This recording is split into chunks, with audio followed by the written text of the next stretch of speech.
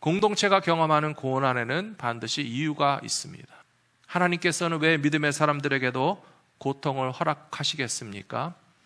우리 가운데 죄악을 깨닫고 회개하는 마음을 갖기를 원하신다고 저는 믿습니다.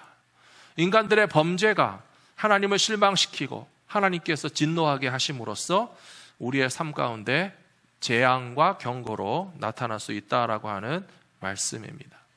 어떤 사람들은 한 개인의 실수와 죄악이 뭐 그렇게 큰 문제입니까? 그럴 수도 있는 거 아닙니까? 라고 변명하는 경우가 굉장히 많이 있습니다.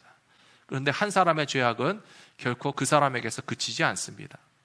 한 사람이 범죄함으로 누군가에게 피해를 끼치게 되고 그 사람은 억울하고 화가 나고 또 분노가 생겨서 보복하려고 하는 마음도 생겨나고요. 그런 불행한 보복의 연속 현상이 나타나게 되어 있습니다. 또한 죄악을 행하는 사람의 가족들이 함께 고통받는 사실을 우리는 잊지 말아야 됩니다.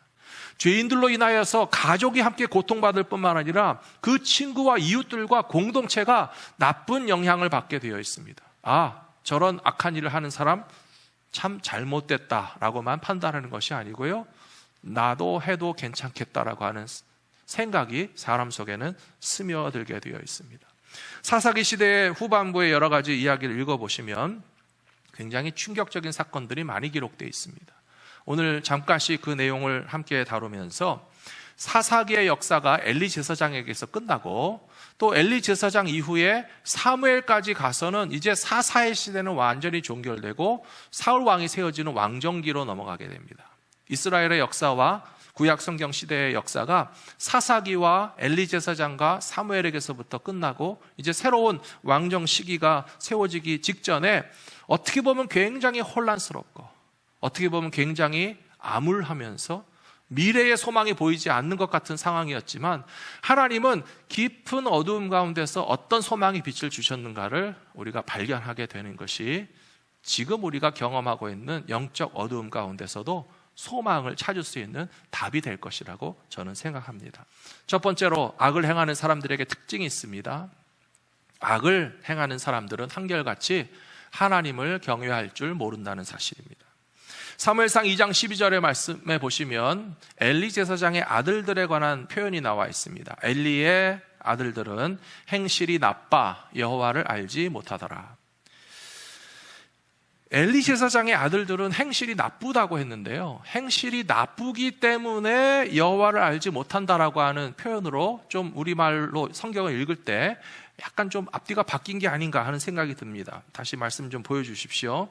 오히려 우리말로 표현한다면 엘리 제사장의 아들들은 여호와를 알지 못했기 때문에 행실이 나빴다라고 하는 의미가 아닐까라고 생각하게 됩니다.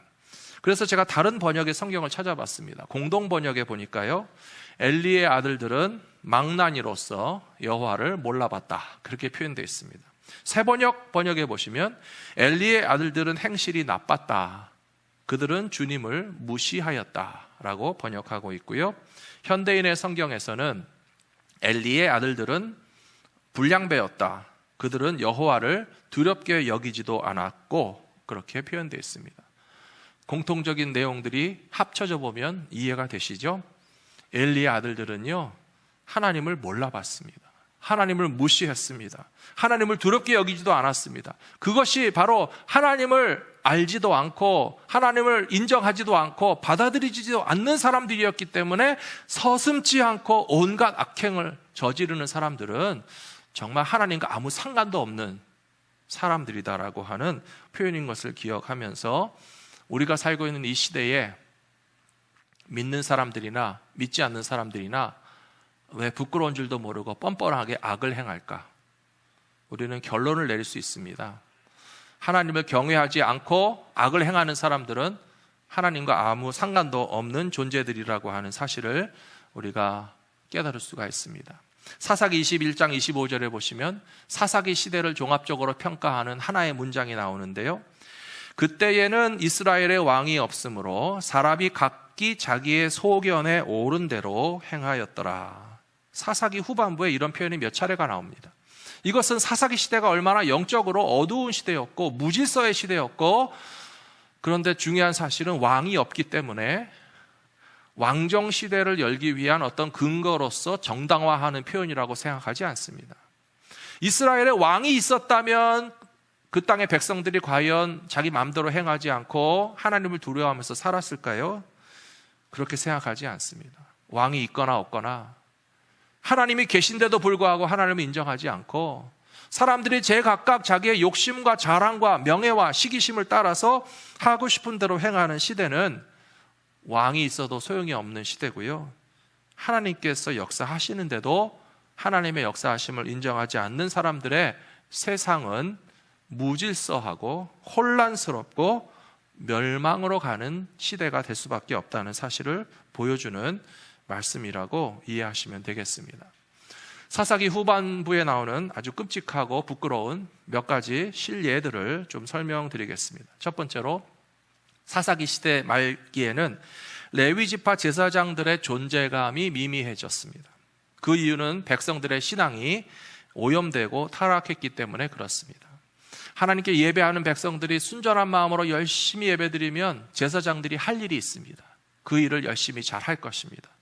그런데 하나님 앞에 예배하러 찾아오는 사람들이 없고 레위 지파 제사장들을 초대하는 사람이 없으면 제사장들은 할 일이 없어지고 그들의 존재 의미가 사라지고 생존을 위해서 무슨 짓이라도 해야 되는, 참으로 말도 안 되는 부끄러운 상황들이 벌어진다는 것입니다. 더 구체적으로 말씀드리면 사사기 17장에서 에브라임 산지에 미가라고 하는 사람의 가족 이야기가 나옵니다. 이 미가라고 하는 사람의 가족은 부유한 집안이었던 것 같습니다. 집안에 재산이 많은데 어머니가 은을 1,100냥이나 모아두고 있었습니다. 어머니가 모아둔 큰 은 1,100냥을 아들 미가가 몰래 꿀꺽하고 싶었는지 숨겼습니다. 어느 날 어머니가 모아둔 돈을 찾아보니까 사라지고 안 보이는 거예요. 그래서 막 욕을 하고 저주했어요. 내 돈을 몰래 가져간 놈은 XX 해가면서 나쁜 놈이고 죽일 놈이고 막 저주를 했겠죠. 그걸 아들이 다 들었어요. 어머니가 내 돈 훔쳐간 사람은 나쁜 놈이고 죽일 놈이고 저주를 받을 거라고 하니까 기분이 나빠서 돈을 도로 가져다 드리면서 어머니에게 취소하라 그랬어요.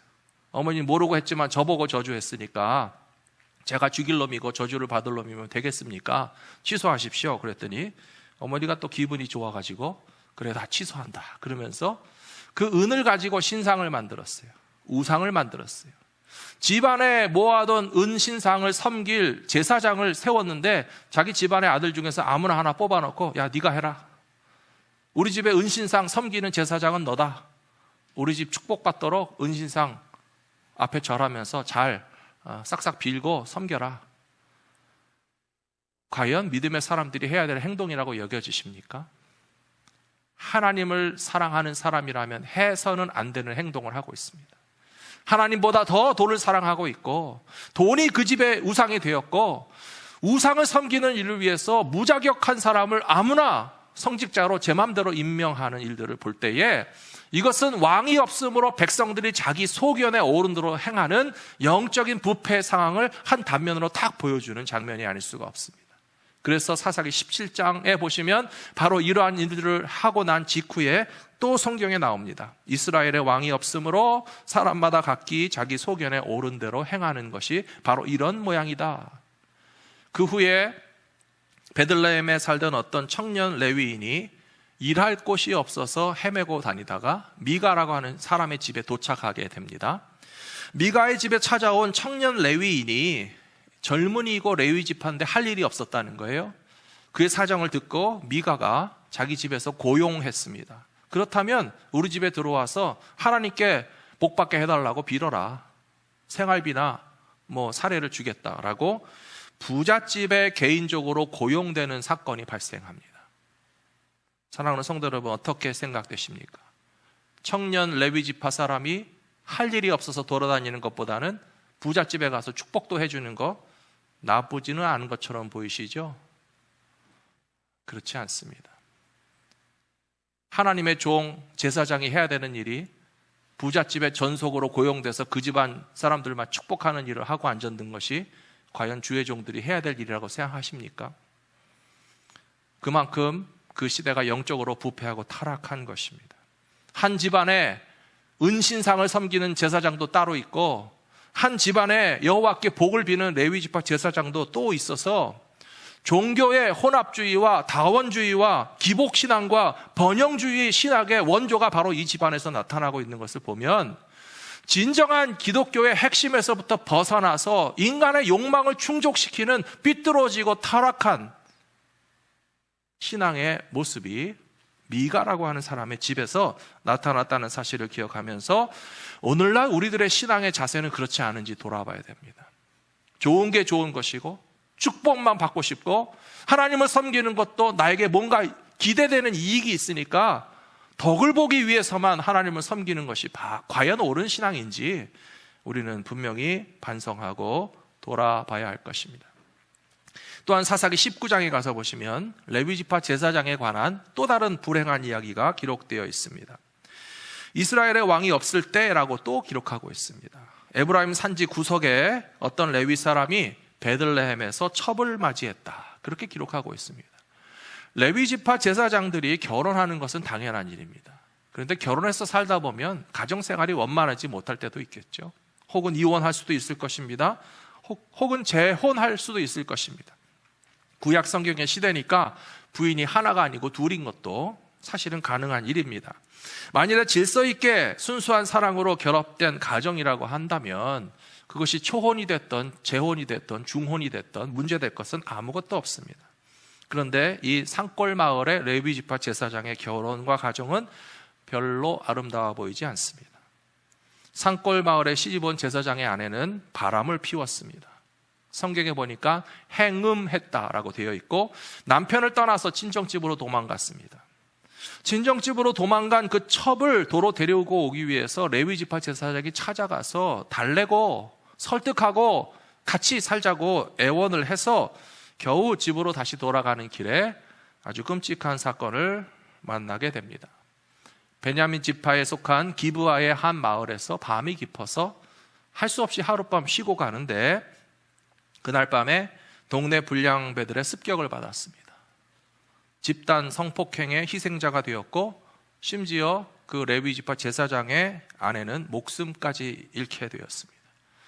아침에 일어나 죽은 여자의 모습을 보면서 레위지파 제사장은 얼마나 억울하고 분노하고 참을 수가 없었던지 시체를 12조각으로 잘랐습니다. 12지파의 땅에 다 보냈습니다. 우리가 이 베냐민 지파 기브아에 속한 땅을 지나는 동안에 이 동네의 불량배들에게 이와 같이 악한 죄악의 희생자가 되었으니 하나님의 백성인 이스라엘 백성들은 이 일을 판단하시오, 나의 억울함을 풀어주시오 라고 호소하게 되었고 그 모습을 보면서 이스라엘의 12지파가 다 일어나서 하나님의 백성들 가운데 이런 일은 절대 있어서는 안 된다라고 하면서 베냐민 지파의 남자들을 다 죽이기로 합니다. 사랑하는 성도 여러분, 왜 그런 결정을 하게 되었을까요? 범죄자가 있으면 범죄자만 콕 집어서 그들을 징벌하면 되지 않겠습니까? 왜 범죄자를 찾아서 그들만 따로 징벌하지 않고 베냐민 지파의 남자들은 다 죽여야 되겠다라고 하는 결정을 하게 된 배경을 짐작해 보면 그 당시에 성폭행, 살인, 불량배, 온갖 죄악을 행하는 일들이 굉장히 광범위하게 만연해서 한두 사람을 골라내서 고치는 것으로 막을 수 없는 그런 심각한 죄악의 풍조가 베냐민 지파에게 다 퍼져 있다고 판단했기 때문에 몸에 질병이 있으면 약을 쓰지요. 혹은 도려내야 될 부분이 있으면 암세포만 떼내려고 합니다. 그러나 암세포가 많이 퍼진 것 같으면 어떤 장기 하나를 통째로 떼어내는 수도 있어요. 생명을 살리기 위해서, 이스라엘을 살리기 위해서 베냐민 지파 가운데 얼마나 그 악한 것이 가득했으면 12지파 가운데 한 지파를 완전히 잘라버리려고 했을까라고 하는 그 심각함을 오늘 우리들에게 주시는 하나님의 경고의 메시지로 받아야 할 것이라고 생각합니다. 우리는 종종 어떤 집단에서 문제가 생기면 한두 사람의 소수의 일탈행위라고 변명합니다. 쉽게 말해서 목사님들 가운데 한두 사람 실수하고 죄를 지은 사람이 있으면 목사님들이 다 그런 것은 아니야, 우리가 변명합니다. 정말 그런 경우도 물론 있겠죠. 목사님 한 사람 잘못이지 모든 목사님들이 다 똑같은 것은 아니라고 우리가 늘 얘기하잖아요. 그러나 모든 대부분의 목사님들이 다 만일에 부패하고 타락했다면 도대체 어떻게 해야 되겠습니까? 그 시대의 영적인 팬데믹입니다. 대유행입니다. 많은 크리스찬들 가운데서 한두 사람만 하나님 모르는 것처럼 행한다라고 하면 우리는 안 그렇다라고 변명하겠죠. 그러나 수많은 크리스찬들이 다 하나님 앞에서 우상을 섬기고 죄악을 행하고 하나님의 거룩한 백성의 본분을 지키지 못하고 있다면 그것은 한두 사람의 실패와 일탈 행위로 변명하고 나는 아니라고 핑계할 수 있는 것이 아니라 우리 전부가 다 이 영적인 부패와 타락의 대유행에 감염된 죄인인 것을 고백하고 바로 서기를 힘써야 할 것이라고 저는 생각합니다. 두 번째로 영적인 지도자들의 실패는 자신과 가정과 공동체에 큰 해악이 될 수밖에 없습니다. 오늘 같이 읽으신 본문 사무엘상 2장 23절에 보시면 엘리 제사장이 자기 두 아들들에게 이르되 너희가 어찌하여 이런 일을 하느냐, 내가 너희의 악행을 이 모든 백성에게 듣노라. 내 아들들아 그리하지 말라. 내게 들리는 소문이 좋지 아니하니라. 너희가 여호와의 백성으로 범죄하게 하는도다 라고 훈계하고 있습니다. 여기 중요한 말씀이 24절에 나와 있습니다. 엘리 제사장이 자기 아들들에게 말했습니다. 너희가 제사장의 아들로서 너희도 제사장인데 제사장 된 사람들의 행위 때문에 너희는 여호와의 백성으로 범죄하고 있다는 사실을 알아야 된다라고 이야기하고 있어요.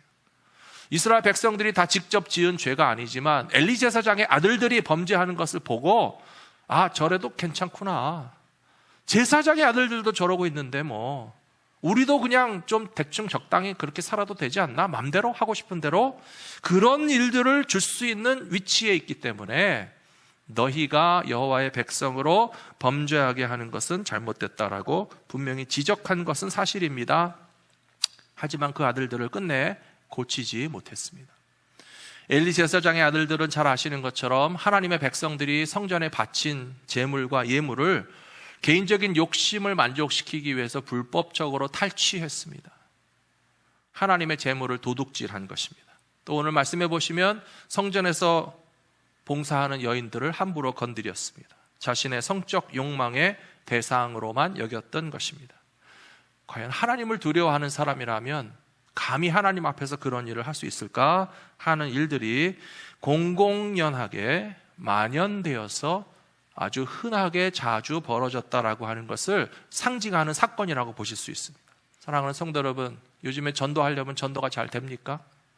요즘에 교회 가자고 하면 누가 선선히 교회에 대해서 좋은 말을 합니까? 교회 지도자들에 대해서 말할 때 얼마나 많은 공격과 비난의 소리가 나옵니까? 그 이유가 어디 있다고 생각하십니까? 결코 하나님의 복음의 능력이 없어서가 아니라 복음을 전파해야 할 영적 지도자들이 엘리 제사장과 마찬가지로 자기 자신의 죄악과 허물도 고치지 못하는 무능함을 보이고 있기 때문에 하나님의 복음이 세상 가운데서 영향력을 나타내지 못하고 환영도 받지 못하는 부끄러운 상황에 이르게 된 것입니다. 저는 예수님의 십자가의 능력이 없어서가 절대 아니라고 생각합니다. 예수님의 십자가를 앞에 내세우고 큰 소리치는 목회자들이 참 이상하게도 입으로는 외치는 십자가의 길과는 정반대, 자기의 욕심과 자랑과 만족을 위해서 걸어가고 있으니 자기들 스스로 자체가 주님의 십자가와는 정반대의 길을 가고 있습니다. 그런 이 세상 사람들이 보면서 헷갈리지 않겠습니까? 우리는 도대체 목사님들이 하시는 말씀을 따라가야 될 것인가, 그분들이 하는 행동을 보면서 따라가야 될 것인가, 돈을 섬겨야 되는지 하나님을 섬겨야 되는지 우리들조차가 앞뒤가 맞지 않는 그런 모습을 보이고 있기 때문에 주님의 십자가에는 능력이 있는데 우리들이 정반대의 삶을 살아가는 것이 가장 결정적인 십자가의 걸림돌의 역할을 하고 있다는 사실을 인정하고 반성해야 할 것이라고 생각합니다. 그렇다면 하나님께서 가지고 계신 문제 해결의 방법은 어디 있을까요? 오늘 세 번째로 말씀드립니다. 여호와께 사랑을 받는 거룩한 사람들만이 이 시대의 어둠을 밝힐 수 있는 유일한 소망입니다. 사무엘상 2장 26절에 보시면 아이 사무엘이 점점 자라매 여호와와 사람들에게 은총을 더욱 받더라 라고 되어 있습니다. 사랑하는 성도 여러분, 하나님께 사랑받는 사람이 되시기를 부탁합니다. 하나님께 사랑받는 사람들이 되시기를 축복합니다. 하나님께 사랑받는 사람이 되는 것이 사람들에게 인기와 명예를 얻는 것보다 1000배 만배 중요합니다. 물론 하나님께 사랑받는 사람들은 똑같이 하나님께 사랑받는 세상 사람들에게서부터도 사랑과 존경을 받게 되지만, 무엇이 더 중요하고 무엇이 더 우선인가 하면 여호와께 은총을 받고 하나님의 보시기에 사랑스러운 존재가 되어야 되지 않겠습니까? 사무엘이 그런 사람이었는데, 사무엘이 어떻게 해서 하나님께 사랑받는 사람이 되었는가 하면요, 하나님의 음성을 듣는 사람이었기 때문에 그렇습니다. 사랑하는 성도 여러분, 하나님의 사랑 받기를 원하십니까? 하나님의 사랑 받기 원하시면요, 하나님의 말씀을 잘 들으셔야 돼요. 하나님의 말씀은 안 듣고 하나님께 사랑을 받겠다고 생각하면 절대 이루어지지 않습니다. 오늘 주님의 날 우리가 왜 예배드리고 있습니까? 왜 성도들이 교회에 와서 예배를 드리던, 방송을 통해서 예배를 드리던, 어떻게든지 예배를 드리려고, 말씀을 드리려고 하는 이유는 뭐냐 하면 하나님의 말씀을 우리가 듣는 것이 필요하다고. 제가 매주일 30분, 40분씩 설교하는데도 열심히 들으시잖아요. 하나님의 말씀을 들으시는 이유가 어디 있어요? 하나님의 말씀을 들어야 하나님께 사랑받는 사람이 되는 거예요. 그런데 놀라운 것은 엘리 제사장을 하나님께서 사랑하시지 않은 것이 아니에요. 엘리 제사장에게도 하나님이 말씀 주셨어요. 그런데 엘리 제사장은 하나님의 말씀을 듣지 않았어요.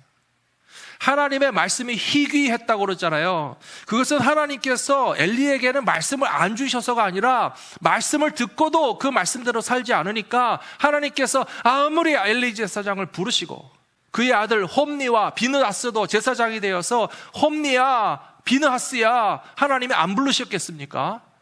부르셨겠죠. 근데 하나님의 말씀을 듣고도 반응하지 않아요.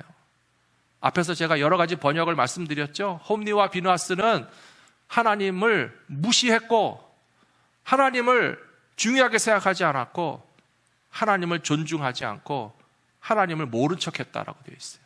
하나님의 말씀이 들어가지 않는 사람들은 하나님의 말씀을 듣지 않는 사람이기 때문에 하나님의 사랑을 받을 수 없으나, 어린 사무엘이라 할지라도 주여 말씀하시옵소서 내가 듣겠나이다. 하나님의 말씀을 듣는 사람들은 하나님께 사랑받는 사람이 되고 하나님께서 이 시대의 어둠을 깨뜨리시는데 쓰임받을 수 있는 저와 여러분들이 다 되실 것이라고 저는 믿습니다. 저는 사무엘의 어머니 한나를 생각할 때에 참 소망이 있다고 생각합니다. 엘리 제사장과 같은 사람을 보면 소망이 없습니다. 근데 한나와 같은 어머니를 보면 소망이 있습니다. 이 시대에도 참 그렇습니다. 죄송하지만 너무 목사님들에게만 기대하지 마세요. 너무 목사님이라고 다 믿지 마세요. 목사님들이 다 해결할 것이라고 기대했는데 우리는 얼마나 많이 실망했습니까? 너무 부끄럽지만 엘리 제사장 같은 목회자들이 이 시대에 너무 많아요. 그런데 오히려 소망은 한나와 같은 어머니에게 있어요. 한나는요, 하나님을 정말 만난 사람이에요. 하나님께 감사하는 사람이에요. 내가 자식이 없어서 하나님 앞에 기도한 것밖에 없어요. 굉장히 평범한 소시민입니다. 자식이 없어서 수치스럽고 괴롭고 마음이 아프고 내가 호소할 때는 하나님밖에 없으니까 성전에 가서 울며 불며 기도했는데 하나님이 그 아들 사무엘을 주시니까 한나가 어떻게 반응했습니까? 하나님 앞에 진정으로 감사하고 나에게 이런 큰 놀라운 축복과 은혜를 베풀어 주신 분이 바로 하나님이라는 사실을 철저하게 인정했다는 것이 굉장히 중요합니다. 그것이 믿음이에요. 엘리 제사장과 그 아들들은 성전에 바친 것을 지네가 꿈꺽하고 사무엘의 어머니는 하나님 앞에 감사해서 또 갖다 바치고, 누구에게 소망이 있습니까? 누가 하나님의 음성을 듣는 사람입니까? 누가 하나님 앞에 진정으로 예배하고 경배하는 사람입니까? 제사장의 직분을 받은 것 아무 상관없습니다. 한나와 같이 감사함으로 하나님 앞에 온전한 제사를 드리는 믿음의 사람과 그의 자손에게 희망이 있다는 것입니다. 저는 오늘 말씀을 준비하면서 또다시 생각했습니다. 누가 사무엘이 되어야 될 것인가? 하나님이 어디서 사무엘을 데려다 주실까? 사무엘이 어디 있다고 생각하십니까? 다른 교회 있나요? 한국에 있나요? 미국 교회 있나요? 아니면 지금 신학교 다니고 계시나요? 아니에요. 저와 여러분이 사무엘이 되어야 됩니다. 하나님이 엘리야라고 부르셨어요. 엘리 제사장은 하나님이 불러도 끄떡도 안 했어요. 나랑 상관없다. 험리와 비누아스는 더 했을 거예요. 근데 사무엘은요, 사무엘아 부를 때에 너무 어리고 철이 없어서 못 알아들었어요. 누가 하시는 말씀이지? 나를 부르시는 것인가? 근데 엘리 제사장이 딱 하나 잘한 게 뭐냐면요, 하나님이 널 부르시면 네가 대답해라, 그렇게 가르쳐 줬어요. 사랑하는 성도 여러분, 저와 여러분이 사무엘 돼야 됩니다. 하나님이 저를 부르시잖아요. 하나님이 여러분을 부르시잖아요. 이 시대의 영적인 어둠을 깨우기 위해서 내가 사용하고자 하는 인물은 바로 너다. 내 음성이 들리느냐? 하나님의 음성을 들으면 그 다음에 어떤 반응이 나오나 하면요, 하나님의 말씀대로 살아가게 되는 것이에요. 하나님의 말씀을 듣는다는 것은 청각이 있다는 것이 아닙니다. 소리만 듣는다는 것이 아닙니다. 엘리에게 있어서 하나님의 음성을 듣고도 순종하지 않았고, 엘리 제사장의 아들들도 하나님의 말씀을 알고도 실천하지 않은 것은 하나님이 아무리 목이 터져라고 부르셔도 결국은 듣지 않는 것이고 순종하지 않는 것이지만, 어린 사무엘은 하나님의 음성을 들었고 순종했고 실천했고 말씀대로 살았습니다. 요한복음 14장 21절에 이런 말씀이 나와 있습니다. 요한복음 14장 21절 말씀입니다. 나의 계명을 지키는 자라야 나를 사랑하는 자니, 나를 사랑하는 자는 내 아버지께 사랑을 받을 것이요 나도 그를 사랑하여 그에게 나를 나타내리라. 첫 번째 문장을 짧게 축약하면요, 나의 계명을 지키는 자라야 내 아버지께 사랑을 받을 것이요 라고 보시면 돼요. 하나님의 말씀을 지켜 순종하는 사람은 하나님께 사랑을 받는 사람이고, 앞에서도 말씀드린 것처럼 하나님께서 사랑하는 사람들을 통해서 이 시대의 어둠을 고쳐주실 것이라는 사실을 분명히 믿고서, 비록 실망스러운 일들이 너무 많지만, 부패하고 타락한 교회 지도자들의 모습이 우리를 너무 부끄럽게 하고 우리들 자신이 실망하게 하지만, 그러나 하나님께서 우리를 부르실 때 주여 말씀하시옵소서, 제가 듣겠나이다, 순종하는 마음으로 네 어둠의 세상을 비추실 예수 그리스도의 십자가의 빛을 바라며 살아가실 수 있는 저와 여러분 모두가 되시기를 부탁합니다.